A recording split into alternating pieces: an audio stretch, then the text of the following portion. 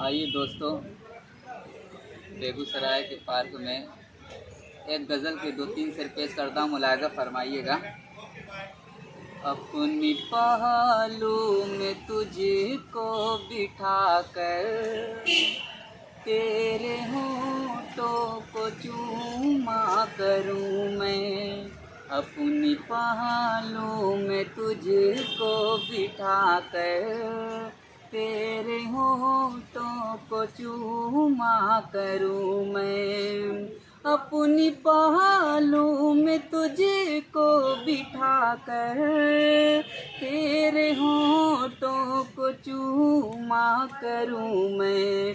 बन के चाहत में तेरा दीवाना, बन के चाहत में तेरा दीवाना, तेरी गलियों से घूमा करूँ मैं। बन के चाहत में तेरा दीवाना, तेरी गलियों में घूमा करूँ मैं।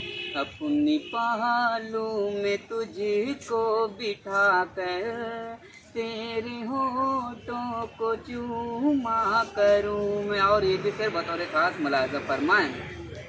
तुझसे मिलने की ख्वाहिश बहुत है, मुझ पे तेरी नवाजिश बहुत है। तुझसे मिलने की ख्वाहिश बहुत है, मुझ पे तेरी नवाजिश बहुत है।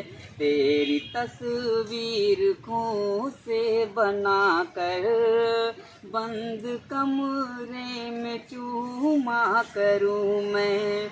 अपनी पहलू में तुझको बिठा कर तेरे होठों को चूमा करूँ मैं। बहुत बहुत शुक्रिया।